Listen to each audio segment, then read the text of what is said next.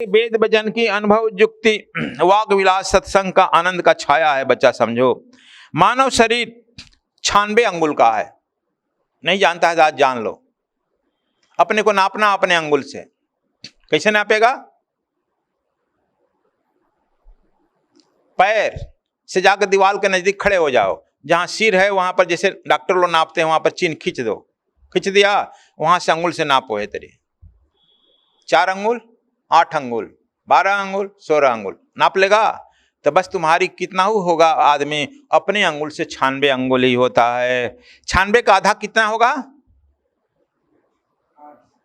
48, 48 ठीक इसके बीच में जो है मूलाधार चक्र होता है, मध्य में। अब समझा? अब बात देखो, जुगाड़ की अब बात कर रहे हैं। 96 अंगुल है, कुंडलनी जो है मध्य में 48 अंगुल पर होती है। मूलाधार चक्र में ही 3.5 फेरा करके कुंडलनी फेरी जो है डेरा डाली हुई है, और वही कुंडलनी जो है एनर्जी के मार्ग को जो है रोकी हुई है, ऊर्जा के मार्ग को रोकी हुई है, रुक करके बैठी हुई है।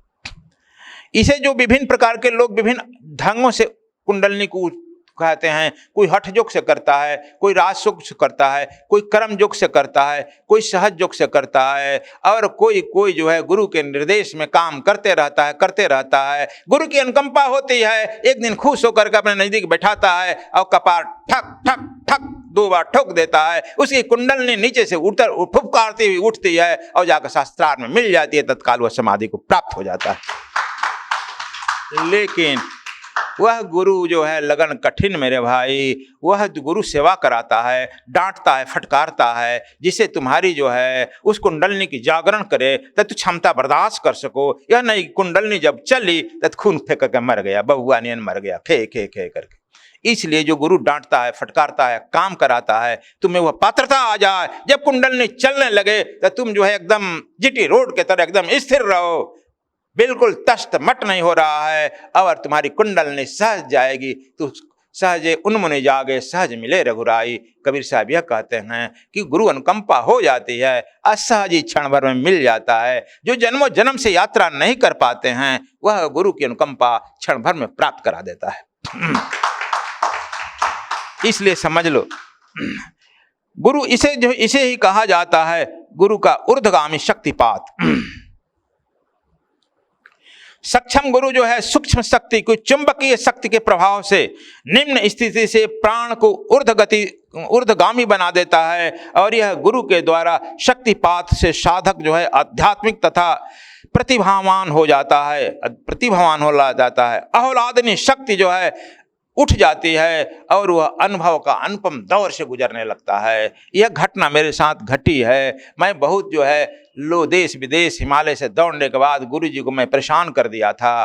परेशान करते करते उनका पैर दबाते तू लो तो हमारा गला दबा देता। 12 बजे बज गया, 8 बजे से 12 जब बज गया, कहा कि तू नहीं मानेगा, नहीं सोएगा। नहीं, हम सुने कुंडलनी को हम देखना चाहते हैं, तब हम साधना करेंगे, मरना तू नहीं मानेगा। 1 महीने से तंग करा, बैठ बैठ बैठ। अपने नजदीक बैठाए, अर्धरात्रि था, दीपक छोटी मोटी जल रही थी। कहे कि हमारा जो है मुसहरी देखा होगा, ऊपर से नीचे पत्थर पर लगा रहता है, अकेले वहाँ गंगा का तट है, हटाए और बैठे। जो ही हाथ हमारे सर पर रखे, कहा कि नीचे चलो, यात्रा करो। और देखो तुम नहीं मानेगा, ठीक 15 से 20 मिनट में सारी यात्रा हुई होगी। और मालूम डिटेल तो नहीं कहूँगा, लेकिन मालूम हुआ कि यह 1 युग की यात्रा हुआ। कुंडलनी कैसे चमक रही, गरज रही है, तरज रही है, कुंड रही है। उठने का मन कर रहा है लेकिन मैं उठ भी नहीं रहा हूँ, अलसाया हूँ। जैसे कि आता है रामायण में कि एक क्षण में देखे कागदेव जी, युगों का मालूम हो रहा है। हमारे साथ तो 15-20 मिनट की घटना रही होगी। मैं आहलाद, और जे ही ऊपर गया शस्त्रार में समाधि में जाने लगे, कहा कि मैं अब फिर जो है ले जा रहा हूँ वहीं। बच्चा सावधान, बड़ी जोर से गरजा हुआ, मालूम स्वामी जी गरज रहे हैं, सावधान। अब तुमको 21 दिन की साधना कल से होगी। यह मैंने तुम्हारे साथ एक्सपेरिमेंट किया और देख रहा था कि तुम्हारा चक्र कोई फटता या नहीं फटता है। चलो तुम इतना दौरा किया है, साधना किया है, तुम्हारे चक्र मजबूत हैं, फटे नहीं। इसलिए अब तुम 21 दिन की साधना जाकर करो, फिर इसको उत्थान करो। तो देखो यह जो है गुरु, लेकिन तुम्हारे अनुनय विनय करने से भी वह मानता नहीं है। वह भी बड़ा एक जो है हट्ठी मूर्तिकार है, चित्रकार है, या कहो कि वह कुम्भकार है। वह जो कच्चा हुआ है और वो एक बैग कर दे, तुम जो है जैसे कच्चा बर्तन है, कहे कि नहीं पानी में बरस जाए, बरस तो जाएगा लेकिन तुम्हारा अस्तित्व मिट जाएगा। यह गुरु ऐसा नहीं कर सकता है। भले तुमको डांट कर भगा देगा, मार कर भगा देगा, यह भी करता है, डांट कर मार कर भगा, भाग भाग। तू शिकायतें न करेगा कि गुरु जी वह कुछ नहीं जानता, हमको भगा दिया। यह तुम भागाना तो कहेगा नहीं, हम छोड़ को चले आए, लेकिन तुम्हारा यह जन्म खराब नहीं करेगा। फट जाए तो मर जाओ। इसलिए वह पात्रता के लिए तुमसे बार बार कहता है, यह मेहनत करो, परिश्रम करो, और परिश्रम करते करते भजन करो, भजन करो। जब तुम समझ लो कि वह परिश्रम करते करते भजन में रम गया और रूखा सूखा खाए के जो मिल गया उसी में संतोष हो गया, ना हमको तो आज दाल भात नहीं मिला है, चोखा चटनी अचार नहीं मिला है, तो चाय बिना दूध का मिल गया है, बाप रे बाप, रोने लगा। वह आदमी एक जन्म नहीं, अभी कई जन्म चलेगा। ये हम भी बहुत आश्रम, तुम लोग उतना आश्रम नहीं घूमा जितना हम घूमे, वो कई जन्म घूमेगा। इसलिए कि उसका भी प्रथम चरण में है, मूलाधार चक्र पर ही ना फिजिकल बॉडी है, और फिजिकल बॉडी से इन्हें स्वास्थ्य जिह्वा अटैच है रे बचिया, बोल, फिजिकल बॉडी से जिह्वा अटैच है। इसलिए अभी उसको जावत जीवत घृतम पिवेत, ऋणम कृतम घृतम पिवेत, अभी उसका अटैच है शरीर, इसलिए उसके साथ कुछ कर नहीं सकता है। वह योग साधना में आ गया है, बेबी है, बच्चा है, उसको खिलाओ पिलाओ टहलाओ। कहन सुनन को है नहीं, समझन की है बात। इतना दिन से कह रहे हैं, समझ आ रहे हैं, लेकिन नहीं समझ रहा है। यह समझो हम बहुत गुजरे हैं बच्चा। औलादनी शक्ति, यह बहुत बड़ी कीमत लगाया है बहुत कुछ पाने के लिए। कबीर साहब तब न कहे हैं, यह तो हजारों जन्म का खेल था, गुरु क्षण माह दिया बताए।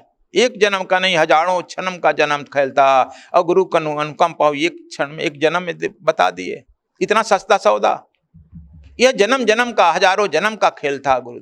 इसीलिए इसे सबसे कहा गया है, बार बार जो हम कहते हैं, गुरु से लगन कठिन मेरे भाई, बड़ा लगन कठिन है। इस जन्म में सबसे ज्यादा कठिन यह काम है, इसी से लगन लगाए रहो, लगाए रहो, लगाए रहो। एक दिन जो है तुम जो है, जब सब दुनिया रोएगी, तब तुम हंसते हुए मुस्कुराते हुए उस लोक को चल देगा। कहेगा कि यार तुम हंस रहे हो और हम रो रहे हैं। कबीर साहब तो यही कहते हैं, कबीर जब मैं आया तो सब हंसा, ऐसी करने कर चला सब रोए मैं हंसा। जाने पर हंसता है ना, अब तो हम हंसते हुए जा रहे हैं। ऐसी करनी करो सब जगह से।